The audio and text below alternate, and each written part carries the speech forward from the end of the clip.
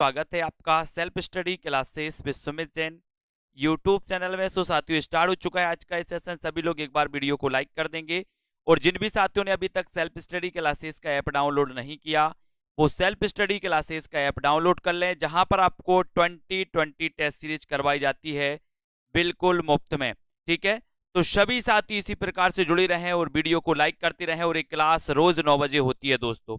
आज कुछ अपनी 1000 प्रश्नों की सीरीज से अपन लेकर के आए हैं दोस्तों।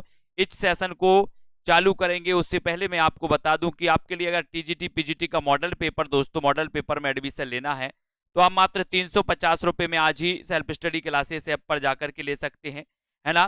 3000 क्वेश्चनों की टेस्ट सीरीज मात्र 350 में। और दोस्तों एक बड़ा सरप्राइज है, जो आपका हिंदी साहित्य का अगर आप कोर्स में संपूर्ण कोर्स परचेस करना चाहते हैं, पढ़ना चाहते हैं, तो मात्र 1000 रुपए में आप एडमिशन ले सकते हैं। ठीक है, और दोस्तों अंतिम ब्रह्मास्त्र क्रश कोर्स लॉन्च किया गया, यानी कि लास्ट के अंतिम दिनों में, परीक्षा के अंतिम दिनों में क्या पढ़ें, ऐसा कोर्स लॉन्च किया गया है क्रश कोर्स, जो आप 599 में एडमिशन ले सकते हैं। इंपॉर्टेंट चीजें आपको इसमें बताई जाएंगी, पढ़ाई जाएगी, है ना। और मास्टर कैडर का दोस्तों एक मॉडल पेपर लॉन्च किया गया है। ये मॉडल पेपर में मात्र 4500 क्वेश्चन आपको करवाए जाएंगे और 4500 क्वेश्चन में मात्र 599 में एडमिशन लेकर के आप दोस्तों अपने सिलेक्शन की जो राय है उसको सुनिश्चित कर सकते हैं और सेशन को शुरुआत कर सकते हैं। 30 मॉडल पेपर मात्र दोस्तों 599 में। आज कुछ दोस्तों अपनी जो 1000 प्रश्नों की एक सीरीज है उसको अपन पढ़ेंगे, कुछ रिवीजन हो जाएगा, कुछ को नया मटेरियल मिल जाएगा। तमिल, तेलुगु, कन्नड़ और मलयालम भाषाएं किस भाषा परिवार से संबंधित हैं? जब अपन भाषा परिवार की बात करते हैं, भाषा परिवार को पढ़ते हैं दोस्तों, तो आपको पता है कि भाषा परिवार में सबसे बड़ा जो भाषा परिवार होता है वो भाषा परिवार होता है दोस्तों कौन सा? भारोपीय भाषा परिवार। वैसे ही यहां पर आपको बताना है कि तमिल, तेलुगु, कन्नड़ और मलयालम भाषाएं किस भाषा परिवार से संबंधित हैं, ये आंसर आपको बताना है। तो भारतीय आर्य भाषा परिवार, भारत यूरोपीय भाषा परिवार, द्रविड़ परिवार या फिर आधुनिक भारतीय आर्य भाषा परिवार, इनमें से आपको चयन करना है। सभी लोग वीडियो को लाइक करते जाएंगे। यहां से दोस्तों आपकी जो सेशन है वो स्टार्ट हो चुका है, आपको अपने मित्रों तक एक बार शेयर कर देना है। और यहां पर आपका बिल्कुल सही आंसर चला जाएगा द्रविड़ परिवार, यानी कि आपका जो सी नंबर है वो बिल्कुल सही हो जाएगा। सी नंबर जिन्होंने बताया उनका आंसर सही हो जाएगा, सी नंबर। Very good. जिनका ऐप डाउनलोड नहीं हो रहा, एक बार मोबाइल को ऑफ करिए, मोबाइल को फिर चालू करिए, फिर उसके बाद ऐप को डाउनलोड करिए। ठीक है, भाषा का मूल रूप कौन सा होता है दोस्तों? मूल रूप आपको बताना है। मूल रूप भाषा का क्या होता है? लिखित रूप, मौखिक रूप, मानक रूप या फिर साहित्यक रूप? तो बताएं भाषा का मूल रूप कौन सा होता है? फटाफट से आंसर बताना है, सभी लोगों को शेयर कर देना है। और साथ ही जितने भी साथी दोस्तों कोर्स में एडमिशन लेना चाहते हैं, सेल्फ स्टडी क्लासेस ऐप से जुड़ना चाहते हैं, तो आज ही आपको ऐप को डाउनलोड करना है। और भाषा का मूल रूप कौन सा है, ऐसा आपका क्वेश्चन है। आंसर आपका क्या हो जाएगा? राइट आंसर है दोस्तों आपका विकल्प नंबर बी, यानी कि मौखिक रूप। बी नंबर जिन्होंने बताया उनका आंसर बिल्कुल सही हो जाता है। खड़ी बोली हिंदी का साहित्यिक रूप किस शताब्दी में विकसित हुआ? खड़ी बोली हिंदी का साहित्यिक रूप आपको बताना है। खड़ी बोली आपको पता है दोस्तों, ये पश्चिमी हिंदी की दोस्तों बोली मानी जाती है ना। आपको पता है, अपन ने पश्चिमी हिंदी की बोलियां पढ़ी हैं, कानों के खड़ी बुंदेली ब्रजभान हरि के पास। और यहां पर आपका राइट आंसर क्या हो जाता है प्रश्न क्रमांक 4 में? और खड़ी बोली हिंदी का जो साहित्यिक रूप किस शताब्दी में विकसित हुआ, तब अपन उत्तर लगाएंगे यहां पर 19वीं शताब्दी। 19वीं शताब्दी, यानी कि सी नंबर आपका बिल्कुल सही आंसर हो जाएगा दोस्तों। हिंदी को भारतीय संविधान में संघ की राजभाषा के रूप में कब मान्यता मिली? अच्छा क्वेश्चन है, बताइए हिंदी को भारतीय संविधान में संघ की राजभाषा के रूप में कब मान्यता मिली? ये क्वेश्चन आपसे पूछा गया है। लाइक जरूर कर देना, एक बार अपने मित्रों को शेयर कर दो, है ना। इस सीरीज में दोस्तों आपको फटाफट क्वेश्चन और फटाफट आपको यहां पर बताए जाएंगे। बताएं जल्दी से, हिंदी को भारतीय संविधान में संघ की राजभाषा के रूप में मान्यता कब मिली? ये प्रश्न है आपके लिए, आपको उत्तर बताना है। और सीधा आंसर प्रश्न क्रमांक 5 का जाएगा 14 सितंबर 1949 को राजभाषा के रूप में। कभी कभी आप कंफ्यूज होते, हिंदी क्या है?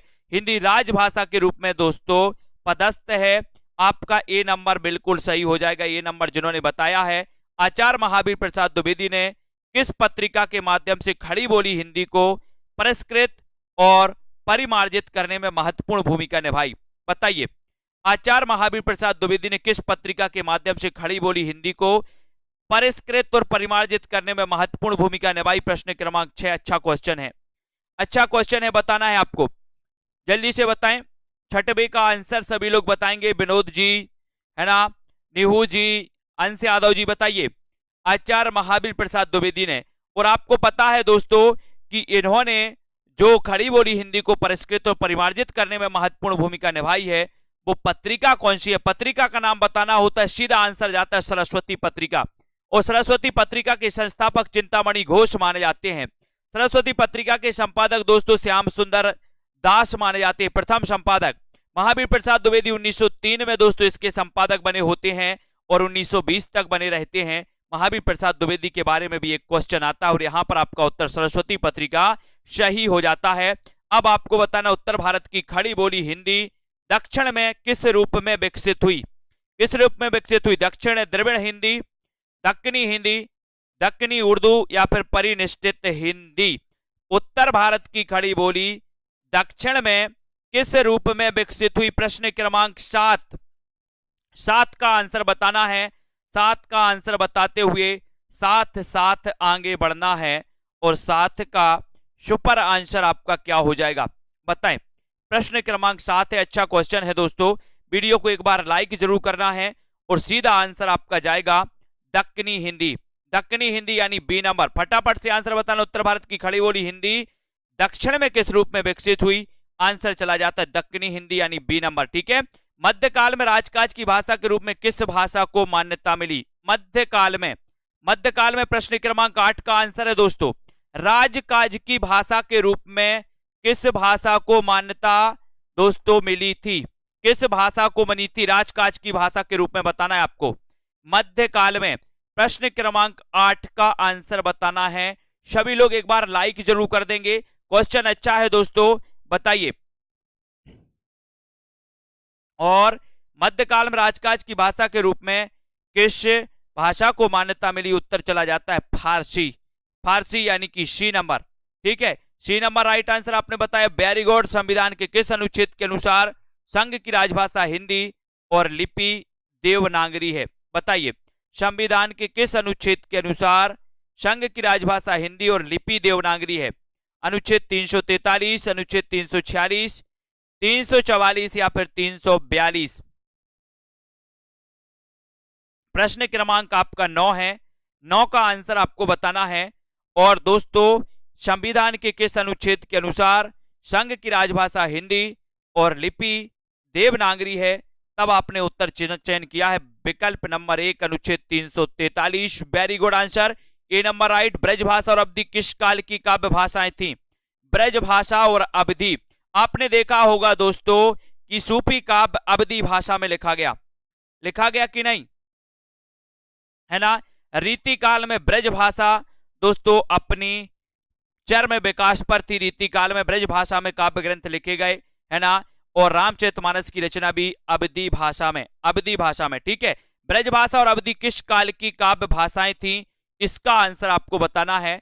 और प्रश्न क्रमांक 10 में सीधा आंसर आपका जाता विकल्प नंबर बी यानी कि मध्यकाल। मध्यकाल बी नंबर आपका राइट आंसर हो जाएगा। हिंदी की बोलियों को कितने वर्गों में रखा जाता है? हिंदी की बोलियों को कितने वर्गों में रखा जाता है? 3, 4, 5 या फिर 8? हिंदी की बोलियों को कितने वर्गों में रखा जाता है? 11 नंबर का क्वेश्चन है, कितने वर्गों में रखा जाता है? 11 में बताना है। विश्वास मलिक जी बताइए आंसर, हिंदी की बोलियों को कितने वर्गों में रखा जाता है? राइट आंसर चला जाता है कौन सा जाता है? जल्दी से आपको चयन करना है और आंसर है 5 यानी कि सी नंबर राइट है। बुंदेली और कन्नौजी बोली हिंदी के किस उपभाषा वर्ग की बोलियां हैं? बुंदेली और कन्नौजी बताना है, फास्ट बताना है। और बुंदेली और कन्नौजी बोली हिंदी के किस उपभाषा वर्ग की बोलियां हैं? पूर्वी हिंदी, पश्चिमी हिंदी, राजस्थानी या फिर पहाड़ी हिंदी? यानी कि प्रश्न क्रमांक 12 और 12 का आपको राइट आंसर चयन करना है। बुंदेली और कन्नौजी बोली हिंदी के किस उपभाषा वर्ग की बोली हैं? तो सभी लोगों को पता है, कानों के खड़ी बुंदेली, ब्रजभान हरि के पास। तो दोस्तों कानों से कन्नौजी, है ना, खड़ी से खड़ी बोली, बुंदेली से बुंदेली, ब्रज से ब्रज, हरि से हरियाणवी, और बुंदेली और कन्नौजी पश्चिमी हिंदी की बोलियां हैं, यानी कि उत्तर बी नंबर बिल्कुल सही। आधुनिक भारतीय आर्य भाषाओं का विकास किससे हुआ है? आधुनिक भारतीय आर्य भाषाओं का विकास किससे हुआ है? प्रश्न क्रमांक 13। आधुनिक भारतीय जो आर्य भाषाएं हैं इनका विकास किससे हुआ है? सीधा आंसर आपको चयन करना है, संस्कृत, हिंदी, अपभ्रंश या फिर पाली प्राकृत से। किससे हुआ आधुनिक भारतीय आर्य भाषाओं का विकास? और सभी लोगों का आंसर चला जाता है अपभ्रंश से। किससे हुआ है? अपभ्रंश से, यानी कि आपका जो सी नंबर है वो सी नंबर बिल्कुल सही है। सी नंबर, आधुनिक भारतीय आर्य भाषाओं का विकास हुआ है दोस्तों अपभ्रंश से। ठीक है, सेल्फ स्टडी क्लासेस ऐप को डाउनलोड कर ले, जहां पर आपको दोस्तों बहुत सारी प्रैक्टिस करवाई जाती है ना। भोजपुरी मूलतः किस प्रदेश की बोली है? भोजपुरी मूलतः किस प्रदेश की बोली है? बताएं, राजस्थान, बिहार, मध्य प्रदेश या फिर उत्तर प्रदेश? भोजपुरी पूछा गया, 14 का आंसर आपसे पूछा गया। नॉर्मल क्वेश्चन है, अच्छा क्वेश्चन है, और आंसर है भोजपुरी, है ना। मगही और मैथिली ये बिहारी हिंदी से संबंधित हैं, और आंसर यहां पर आपका राइट चला जाएगा बिहार। भोजपुरी मूलतः किस प्रदेश की बोली है? तो उत्तर होगा बिहार की। बिहार यानी B number, B number right answer. मानक हिंदी का विकास किस बोली से हुआ? मानक हिंदी का विकास किस बोली से हुआ? खड़ी बोली हिंदी से, ब्रजभाषा अवधी या फिर बांगरू से? मानक हिंदी का विकास किस बोली से हुआ? इसका आंसर आपको चयन करना है। प्रश्न क्रमांक आपका 15 है। 15 का आंसर मानक हिंदी का विकास, मानक हिंदी का विकास बताना है दोस्तों, है ना। मानक हिंदी यानी कि साहित्यिक पुस्तकों की भाषा, है ना, और मानक हिंदी का विकास हुआ है तो वो किस बोली से हुआ है, ये आंसर आपको बताना है। प्रतिमा जी बताइए, ओमदेव जी, आंसर चला जाता है आपका खड़ी बोली हिंदी, यानी एक नंबर आपका बिल्कुल सही है, ए नंबर आपका सही हो जाएगा। भाषा के संदर्भ में अशुद्ध तत्व कौन सा है? भाषा के संदर्भ में अशुद्ध तत्व कौन सा है? भाषा अर्जित संपत्ति है, भाषा सामाजिक वस्तु नहीं है, भाषा परिवर्तनशील है, भाषा अनुकरण द्वारा अर्जित की जाती है। तो भाषा के संदर्भ में अशुद्ध तत्व कौन सा है? अशुद्ध तत्व बताना है आपका कौन सा है? भाषा अर्जित संपत्ति है या प्रश्न क्रमांक आपका 16 है। 16 का आंसर बताना है। भाषा के संदर्भ में अशुद्ध तत्व कौन सा है? और भाषा अर्जित संपत्ति ये तो सभी को पता है ना। भाषा परिवर्तनशील होती है भी आपको पता है, भाषा अनुकरण द्वारा अर्जित की जाती है ये भी पता है, लेकिन भाषा सामाजिक वस्तु है, ये आपका क्या है दोस्तों? अशुद्ध तथ्य है ना, यानी कि बी नंबर आपका यहां पर राइट आंसर हो जाएगा। लिपि के विकास क्रम में पहली लिपि कौन सी है? लिपि के विकास क्रम में पहली लिपि आपको बताना है। भाव मूलक लिपि, सूत्र लिपि, चित्रलिपि या फिर प्रतीकात्मक लिपि, यानी कि प्रश्न क्रमांक 17 का आंसर बताना है। और लिपि के विकास क्रम में पहली जो लिपि मानी जाती है दोस्तों, वो लिपि कौन सी है? वो लिपि है चित्रलिपि। कौन सी है? चित्रलिपि, यानी कि 17 का आंसर आपने सही लगाया है। कौन सा? सी नंबर, है ना। लिपि के विकास क्रम में पहली लिपि है दोस्तों चित्रलिपि, चित्रलिपि यानी सी नंबर। ठीक है, C number right answer. Maithil Kokil किसे कहा जाता है? अच्छा क्वेश्चन है, प्रश्न क्रमांक 18 में क्वेश्चन आपके एग्जाम में भी मिलेगा। मैथिल कोकिल किसे कहा जाता है? विद्यापति, बिहारी, है ना, कलेक्टर से केसरी या फिर घनानंद को? मैथिल कोकिल किसे आपने सुना है? मिठा मिठा बोल थारो काय बिगड़े, सुना है ना। तो यहां पर आपका राइट आंसर हो जाएगा विद्यापति। मैथिल कोकिल यानी कि आपका जो एक नंबर है वो आंसर विद्यापति बिल्कुल सही हो जाएगा। कृष्ण काव्य की अपार संपदा किस भाषा में है दोस्तों? अपार संपदा बताना है। प्रश्न क्रमांक 19, अपार संपदा किस भाषा में है? कृष्ण काव्य की बताना है। और कृष्ण काव्य को अपन ने पढ़ा है दोस्तों, और कृष्ण काव्य के जो प्रतिनिधि कवि माने जाते हैं वो माने जाते कौन? सूरदास, है ना। और दोस्तों जो कृष्ण काव्य की अपार संपदा है ये आपका होगा ब्रज भाषा। ब्रज भाषा यानी कि आपका जो एक नंबर है वो एक नंबर बिल्कुल सही है, ए नंबर सही है। ब्रज भाषा खड़ी बोली, हरियाणवी, बुंदेली और कन्नौजी ये बोलियां हिंदी की बोलियों के किस वर्ग की हैं दोस्तों? ये किस वर्ग की हैं? पूर्वी हिंदी, पश्चिमी हिंदी, राजस्थानी। सभी को पता है, फटाफट से आंसर लगाएंगे तो अच्छा लगेगा। सभी लोग बताएं आंसर क्या हो जाएगा, पूर्वी हिंदी, पश्चिमी हिंदी, राजस्थानी या फिर पहाड़ी। और सीधा आंसर जाएगा कि ब्रजभाषा, खड़ी बोली, हरियाणवी, बुंदेली और कन्नौजी जो बोलियां हैं ये दोस्तों पश्चिमी हिंदी से संबंधित हैं। यानी कि आपका जो बी नंबर है वो बी नंबर बिल्कुल सही, पश्चिमी हिंदी है ना। मुगल काल में हिंदी भाषा पर प्रभाव डालने वाली जो भाषा है वो कौन सी है, मुगल काल में हिंदी भाषा पर प्रभाव डालने वाली भाषा कौन सी मानी जाती है दोस्तों, फारसी, अंग्रेजी, चीनी या फिर जापानी। यानी कि 21 का आंसर हिंदी भाषा पर प्रभाव डालने वाली भाषा कौन सी है, ये क्वेश्चन आपसे पूछा गया और आपका सीधा आंसर यहां पर जा रहा है। क्या जा रहा है, वीडियो को लाइक जरूर करें, सेल्फ स्टडी क्लासेस ऐप को डाउनलोड कर लें दोस्तों, है ना। इस एग्जाम के लिए, टीजीटी एग्जाम के लिए, पीजीटी, सुपर टेट एग्जाम के लिए, एलटी ग्रेड और दोस्तों पंजाब मास्टर कैडर, जितने हमारे साथी हैं आगे आने वाले एग्जामों के लिए बम्पर ट्रिक के साथ आपको पढ़ाया जाएगा। हिंदी भाषा पर प्रभाव डालने वाली भाषा कौन सी है, तो उत्तर चला जाएगा ए नंबर यानी कि फारसी। फारसी आपका राइट है। इन लिपियों में से कौन सी लिपि पहले उर्दू लिपि की भांति दाएं से बाएं लिखी जाती थी, पहले उर्दू लिपि की भांति दाएं से बाएं, यानी कि दोस्तों दाएं से बाएं, दाएं से बाएं इस साइड को लिखी जाती थी, ऐसे ऐसे ऐसे चलती थी ऐसे, ठीक है। तो बताइए कौन सी लिपि है, प्रश्न क्रमांक 22 में बताना है और 22 का आंसर आपका सही हो। ये क्वेश्चन कई बार आया है कि कौन सी लिपि दाएं से बाएं लिखी जाती थी और सीधा आंसर आपका है खरोष्टी लिपि, यानी कि आपका राइट आंसर बी नंबर जिन्होंने बताया उनका आंसर बिल्कुल सही है। नेक्स्ट, देवनागरी लिपि में हिंदी के अतिरिक्त और कौन सी भाषा लिखी जाती है, देवनागरी लिपि में, है ना। बहुत अच्छा क्वेश्चन है दोस्तों, ये क्वेश्चन आपके एग्जाम में आ सकता है। प्रश्न क्रमांक 23 है, देवनागरी लिपि में हिंदी के अतिरिक्त कौन सी भाषा लिखी जाती है। 23 का आंसर बताना है आपको, तमिल, बंगला, पंजाबी या फिर मराठी, कौन सी भाषा लिखी जाती है हिंदी के अतिरिक्त देवनागरी लिपि में। लाइक जरूर कर दें, एक बार वीडियो को शेयर कर दें। और देवनागरी लिपि में जो लिखी जाती है दोस्तों वो लिखी जाती है कौन सी, मराठी। मराठी किस लिपि में लिखी जाती है, तो देवनागरी आपका बिल्कुल सही हो जाएगा। मेवाती और हाड़ौती बोलियां हिंदी में किस वर्ग की बोलियां दोस्तों, मेवाती और हाड़ौती, बताइए।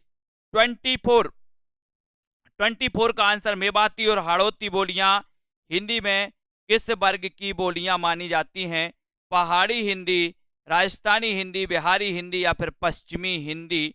और मेवाती और हाड़ौती जो हैं ये जो बोलियां हैं दोस्तों 24 में, वो उत्तर हो जाएगा आपका राजस्थानी, यानी आपका जो बी नंबर है वो बी नंबर बिल्कुल सही है, ठीक है। राजस्थानी के अंतर्गत आती है ना मेवाती, ठीक है, बी नंबर। अधिकतर भारतीय भाषाओं की लिपियों का विकास किस प्राचीन लिपि से हुआ, प्रश्न क्रमांक 25 में आपको बताना है। सीधा सीधा लाइक करते रहें, शेयर करते रहें। अधिकतर भारतीय भाषाओं की लिपियों का विकास किन प्राचीन लिपियों से माना जाता है, ये 25 का आंसर है। 25 में ब्राह्मी लिपि, खरोष्टी, कुटिल या फिर सारदा लिपि, ये 25 में आपको चयन करना है। अधिकतर भारतीय भाषाओं की लिपियों का विकास किस प्राचीन लिपि से हुआ, आंसर है ब्राह्मी लिपि, सबसे प्राचीन लिपि मानी जाती है ब्राह्मी लिपि, ये नंबर आपका राइट है। उत्तर प्रदेश, हिंदी इनमें से हिंदी तर भाषी राज्य कौन सा है, यानी कि जहां पर हिंदी नहीं बोली जाती, हिंदी तर, यानी कि 26 में दोस्तों उत्तर प्रदेश में हिंदी, मध्य प्रदेश में हिंदी, बिहार में हिंदी, है ना। तो यहां पर जब हिंदी बोली जाती है तो महाराष्ट्र में मराठी बोली जाती है। और मराठी की जो लिखी जाती है दोस्तों जो लिपि है वो भी कौन सी है, देवनागरी लिपि है। मराठी की लिपि कौन सी है, देवनागरी, है ना। तो याद रख लेना, यहां पर उत्तर आपका डी नंबर बिल्कुल सही है, डी नंबर। संविधान के अनुच्छेद 343(2) के अनुसार संघ सरकार के कार्यों में अंग्रेजी का प्रयोग जारी रखने की व्यवस्था कब तक के लिए की गई थी, है ना। बताएं, प्रश्न क्रमांक 27 का आंसर आपको बताना है। 27 का आंसर सभी लोगों को चयन करना है। तो यहां पर आपका राइट आंसर क्या हो जाएगा, कब तक की गई थी दोस्तों, सबसे पहले संविधान का अंग्रेजी का प्रयोग जारी रखने की व्यवस्था सबसे पहले कब तक की गई थी, कब तक की गई थी। 4 विकल्प हैं, ये आपको चयन करना है। एक बार लाइक जरूर करेंगे सभी लोग, प्रमिला जी, मुकेश जी, आरती जी, लाइक करते रहें। और यहां पर आपका राइट आंसर चला जाता है कौन सा, 25 जनवरी 1964, यानी बी नंबर बिल्कुल सही, बी नंबर राइट आंसर है। ठीक है, बी नंबर। अगला क्वेश्चन, किससे हिंदी में किस भाषा के अर्थ में पहले साधु भाषा, टकसाली भाषा तथा परिनिष्ठित भाषा का प्रयोग होता था, बताएं। ये बताना हिंदी में किस भाषा के अर्थ में पहले साधु भाषा, है ना, फिर टकसाली भाषा, या फिर दोस्तों फिर परिनिष्ठित भाषा का प्रयोग होता था। ब्रज भाषा, खड़ी बोली हिंदी, मानक भाषा या फिर जन भाषा। 28 का आंसर बताना है और आपका उत्तर हो जाएगा साधु भाषा, टकसाली भाषा तथा परिनिष्ठित भाषा का जो प्रयोग होता था वो मानक भाषा के रूप में, है ना, का प्रयोग होता था दोस्तों। सी नंबर आपका बिल्कुल सही है ना। काव्य पंक्तियां किस कवि की हैं, बताइए। जामे रस कछु होत है, पढ़त ताहि सब कोय, और बात अनूठी चाहिए भाषा कोऊ होए, भाषा कोऊ होए। प्रश्न क्रमांक आपका दोस्तों यहां पर 29 है। 29 में आपको चयन करना है। उत्तर आपका क्या हो जाएगा, जामे रस कछु होत है, पढ़त ताहि सब कोय, और बात अनूठी चाहिए भाषा कोऊ होए। ये पंक्तियां आपको चयन करनी है। ये जो पंक्तियां हैं ये पंक्तियां किसकी हैं। राइट आंसर आपका क्या हो जाएगा, राइट आंसर हो जाएगा दोस्तों आपका भारतेंदु हरिश्चंद्र, जन्म 1850। ठीक है, ये नंबर आपका राइट आंसर है जिन्होंने भी चयन किया है। हिंदी खड़ी बोली गद्य के विकास में किस साहित्यकार ने महत्वपूर्ण भूमिका निभाई। हिंदी खड़ी बोली गद्य के विकास में किस साहित्यकार ने महत्वपूर्ण भूमिका निभाई। सदल मिश्र ने, मिश्र बंधु ने, ग्रियर्सन या फिर अमीर खुसरो ने। यानी कि 30 का आंसर आपको चयन करना है और 30 में आपका सही आंसर क्या हो जाता है, बताइए जसवंत सिंह जी। सभी को चयन करना है, लाइक जरूर कर दें। एक बार सेल्फ स्टडी क्लासेस ऐप से जुड़ जाएं, ऐप को डाउनलोड कर लें। और हिंदी खड़ी बोली के बारे में आपको बताना है कि गद्य के विकास में, हिंदी खड़ी बोली गद्य के विकास में किस साहित्यकार ने महत्वपूर्ण भूमिका निभाई है। यानी कि आपका बिल्कुल सही आंसर हो जाएगा सदल मिश्र, सदल मिश्र ने निभाई। यानी कि दोस्तों ए नंबर आपका बिल्कुल सही है। पाणिनि ने किस ग्रंथ के द्वारा भाषा को एक रूपता देने का प्रयास किया। पाणिनि, पाणिनि का ग्रंथ कौन सा है, पाणिनि, अपन ने पढ़ा है ना पाणिनि, और कई बार आपने देखा भी है दोस्तों, है ना। आपको पता है कि हिंदी का पाणिनि किसे कहा जाता है। हिंदी का पाणिनि किशोरी, है ना, किशोरी लाल, किशोरीदास वाजपेयी। ठीक है, किशोरीदास वाजपेयी। और हिंदी व्याकरण का पाणिनि, हिंदी व्याकरण का पाणिनि कामता प्रसाद गुरु। ये दोनों क्वेश्चन इंपॉर्टेंट हैं। हिंदी व्याकरण का पाणिनि कामता प्रसाद, हिंदी का पाणिनि किशोरीदास वाजपेयी, है ना। और ये पाणिनि की दोस्तों अष्टाध्यायी, यानी कि एक नंबर आपका सही हो जाता है यहाँ पर, ये नंबर बिल्कुल सही है। पुरानी हिंदी को किस भाषा का समानार्थक माना गया। पुरानी हिंदी को, पुरानी हिंदी यानी कि 32 आपको बताना है। और आपको पता है अपभ्रंश को पुरानी हिंदी कहा है दोस्तों, अपभ्रंश को पुरानी हिंदी किसने कहा, अपभ्रंश को पुरानी हिंदी गुलेरी जी ने कहा, गुलेरी जी ने, है ना। तो आपको पता है कि पुरानी हिंदी को किस भाषा का समानार्थक माना गया, तो वो माना गया अपभ्रंश के, यानी बी नंबर आपका सही है। ठीक है, और अपभ्रंश को पुरानी हिंदी किसने कहा, गुलेरी जी ने। साहित्यिक अपभ्रंश को पुरानी हिंदी किसने कहा, रामचंद्र शुक्ल ने। ठीक है, ये दोनों ही क्वेश्चन इंपॉर्टेंट है। पश्चिमी हिंदी का उद्भव किस अपभ्रंश से हुआ। पश्चिमी हिंदी का उद्भव किस अपभ्रंश से हुआ, सौरसेनी अपभ्रंश, है ना, या फिर दोस्तों मागधी, अर्धमागधी या फिर पैसाची। बताइए पश्चिमी हिंदी का उद्भव किस अपभ्रंश से हुआ है। इसका आंसर आपको चयन करना है, सौरसेनी, मागधी, अर्धमागधी या फिर पैसाची से।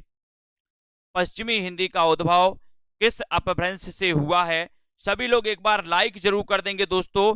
यहां पर सभी लोगों को पता है सौरसेनी अपभ्रंश से, यानी एक नंबर आपका राइट आंसर चला जाता है। एक नंबर आपका पश्चिमी हिंदी का उद्भव हुआ है सौरसेनी अपभ्रंश। ये नंबर राइट्स। पूर्वी हिंदी की बोलियां अपभ्रंश के किस रूप से विकसित हुई।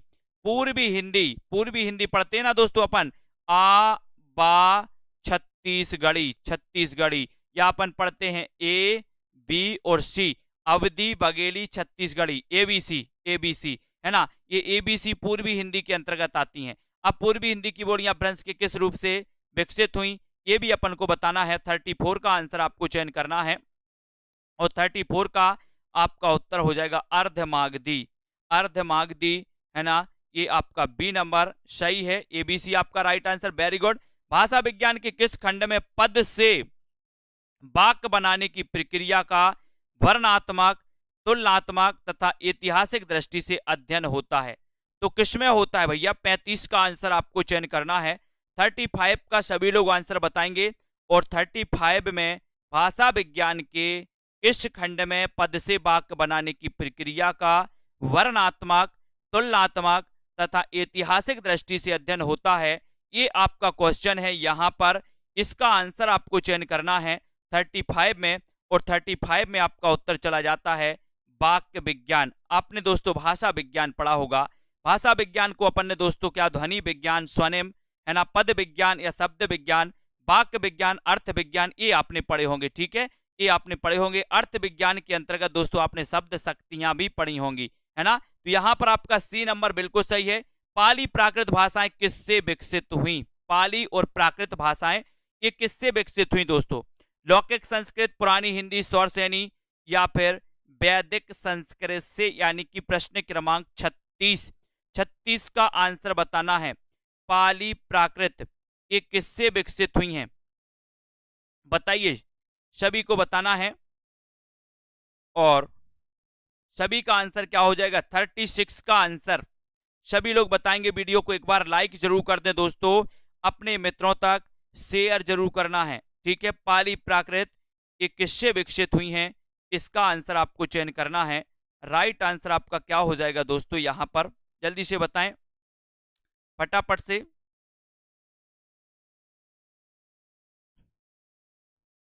और सभी लोगों ने वीडियो को अगर लाइक नहीं किया है तो वीडियो को लाइक जरूर करें। यहां पर आपका उत्तर चला जाएगा लौकिक संस्कृत, यानी कि 1 नंबर आपका बिल्कुल सही हो जाएगा। ये जिन्होंने बताया है उनका आंसर राइट है। भाषा के संदर्भ में महात्मा गांधी ने किसका समर्थन किया? भाषा के संदर्भ में बताना है, महात्मा गांधी ने किसका समर्थन किया, ये आंसर बताएं। सभी लोग लाइक करते जाएं, वीडियो को शेयर करना है अपने मित्रों तक। इसी प्रकार से आपको बने रहना है दोस्तों, लाइक शेयर करते रहें। भाषा के संदर्भ में महात्मा गांधी ने किसका समर्थन किया? हिंदी, हिंदुस्तानी, हिंदुई या फिर उर्दू, किसका समर्थन किया? भाषा के संदर्भ में आपको बताना है। भाषा के संदर्भ में सभी लोग बताएंगे।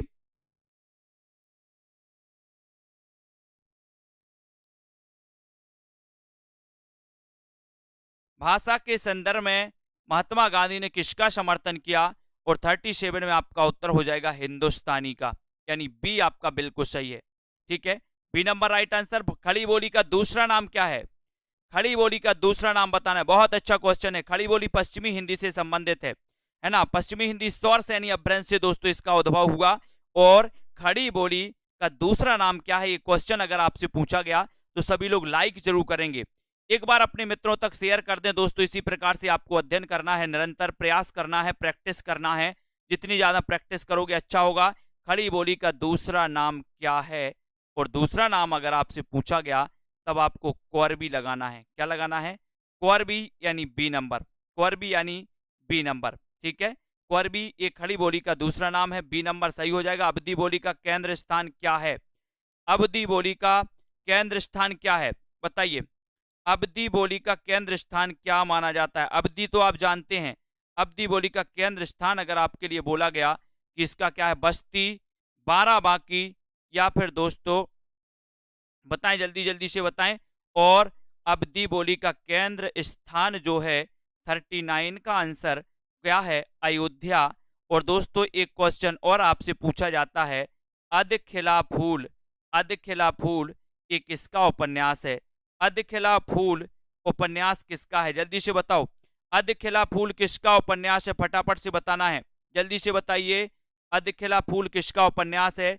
खड़ी बोली का प्रयोग साहित्यिक खड़ी हिंदी खड़ी बोली के अर्थ के अतिरिक्त किस अर्थ में होता है दोस्तों? खड़ी बोली का प्रयोग साहित्यिक हिंदी खड़ी बोली के अर्थ के अतिरिक्त किस अर्थ में होता है? इसका आंसर आपसे पूछा गया है, तो जल्दी से आपको कमेंट में लिखना है। शुद्ध के अर्थ में, दिल्ली मेरठ के आसपास की बोली के अर्थ में, है ना, या फिर दोस्तों आपको बताना है किसके अर्थ में होता है?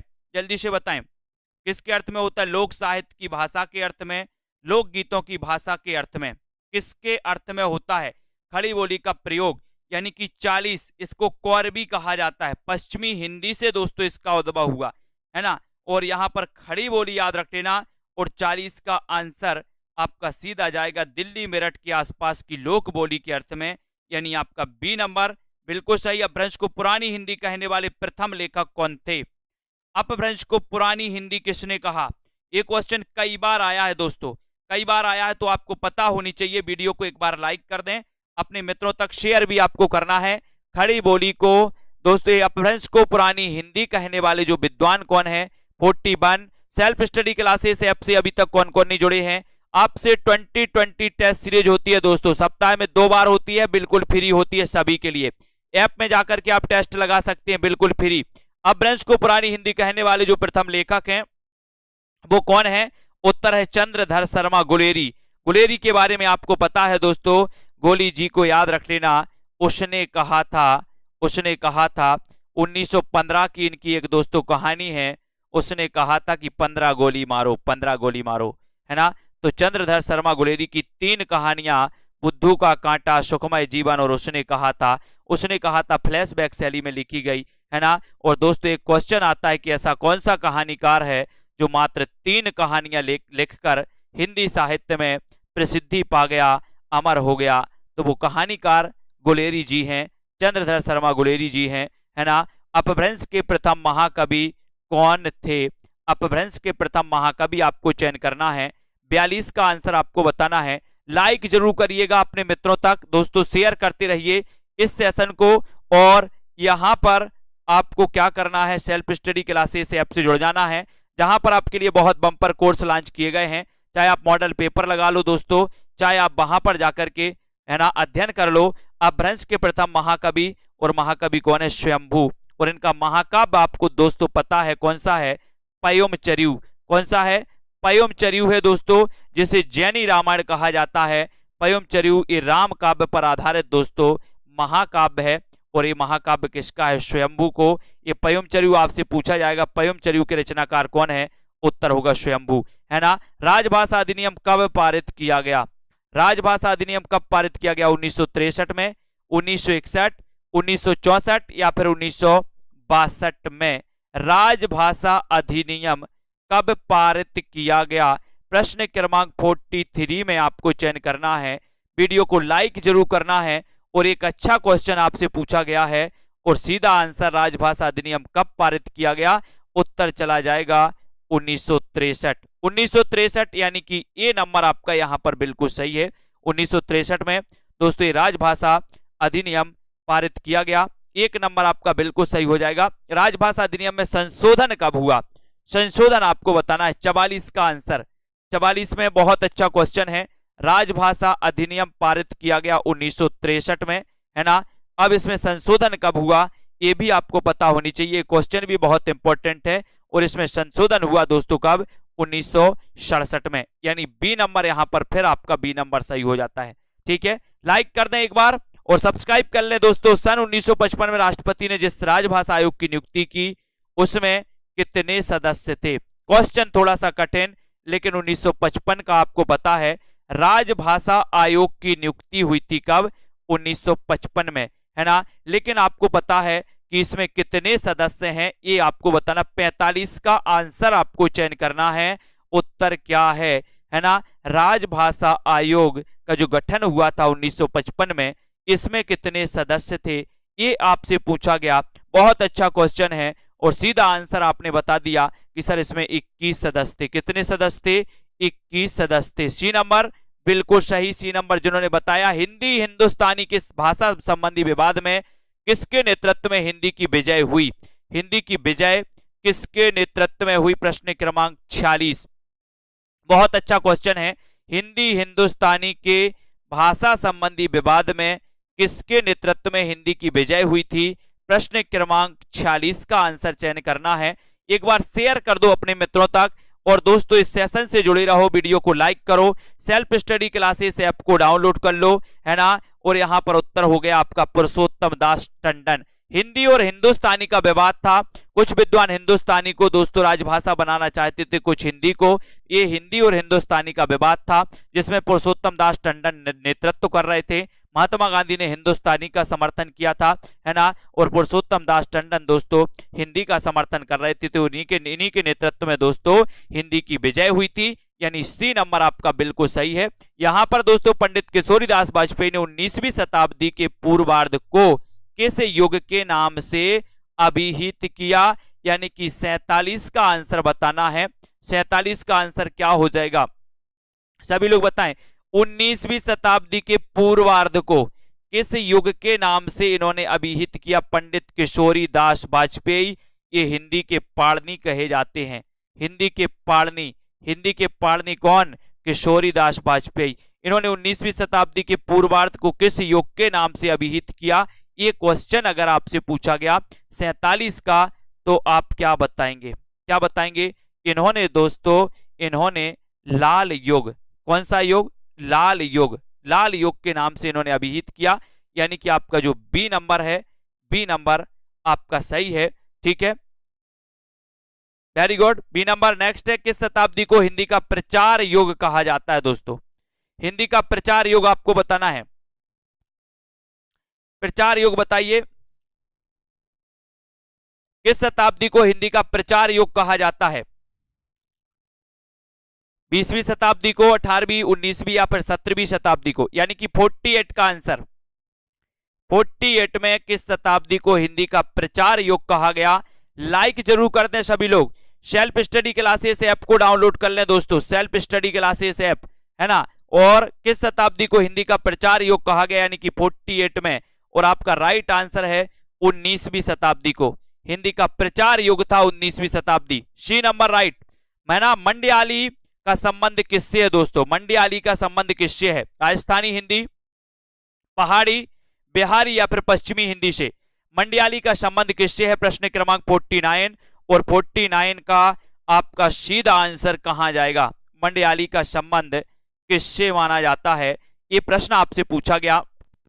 और ऐसे कितने साथी हैं जिन्होंने दोस्तों मॉडल पेपर में एडमिशन लिया? टीजीटी पीजीटी के कितने साथी हैं जिन्होंने अभी तक एडमिशन नहीं लिया? पंजाब मास्टर कैडर वाले जल्दी सावधान हो जाएं। और मास्टर कैडर का दोस्तों मॉडल पेपर लॉन्च हो गया है। यानी कि आपको याद रखना, ये पहाड़ी यानी बी नंबर, पहाड़ी आपका राइट। ठीक है, पूर्वी हिंदी के अंतर्गत कौन सी बोली आती है? पूर्वी हिंदी के अंतर्गत कौन सी बोली आती है? पूर्वी हिंदी अपन पढ़ते दोस्तों, अर्धमागधी से इसका विकास होता है। और पूर्वी हिंदी के अंतर्गत 3 बोलियां आती हैं जिनको अपन ने याद किया था एबीसी करके। एबीसी किया था पूर्वी, है ना। बोले पूर्वी कोई एबीसी नहीं बनता, है ना। एबीसी नहीं बनता पूर्वी से। पूर्वी कोई लड़की है उससे एबीसी नहीं बनता, है ना। वो डायरेक्ट डी से पढ़ती है, तो पूर्वी से एबीसी नहीं बनता। तो पूर्वी से ए यानी Awadhi, B for Bagheli, C for Chhattisgarhi.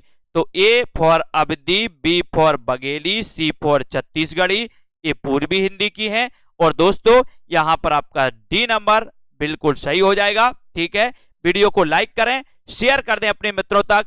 इसी प्रकार से आपको अध्ययन में लगे रहना है।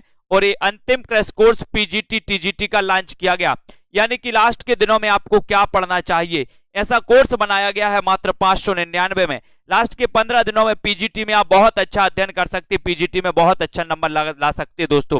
ठीक है, तो जिन भी साथियों को इस क्रैश कोर्स में एडमिशन लेना है, अंतिम ब्रह्मास्त्र में कोर्स में एडमिशन लेना है, जूनियर सुपर टेट वाले भी दोस्तों, जूनियर सुपर टेट वाले भी एडमिशन ले सकते हैं और अध्ययन कर सकते हैं बहुत अच्छे से 1000 वाले कोर्स में। अभी आपके पेपर में थोड़ा सा टाइम है, तो आपको मौका है पढ़ने का, अच्छा मौका है। यहां नहीं तो वहां, और वहां नहीं तो अपन ने पढ़ा था ना कि मेरे सीने में ना सही तेरे सीने में, और तेरे सीने में ना सही किसी और के सीने में, हो कहीं भी आग लेकिन आग जलनी चाहिए। मौका अच्छा है बोला, है ना। जूनियर टेट वालों के लिए मौका बहुत बढ़िया है दोस्तों, आप बहुत अच्छा अध्ययन कर सकते हैं। सेल्फ स्टडी क्लासेस ऐप से जुड़ जाएं, वीडियो को लाइक शेयर करते रहें। 9:45 पर एक क्लास है, उसको भी आप लोग देख लें, है ना।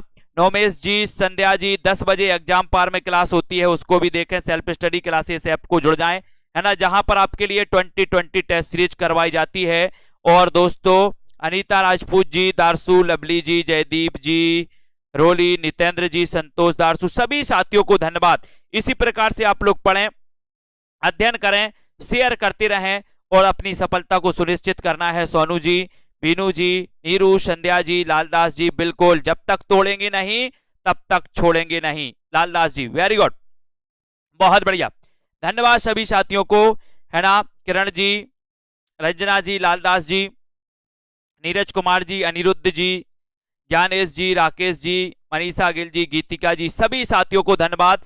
पढ़ते रहें, अध्ययन करते रहें, 10 वाली क्लास में भी दोस्तों पढ़ें, ठीक है, बिल्कुल सही। तनु जी, तन्वी जी, बीनू, कंचन जी, सभी साथियों को धन्यवाद।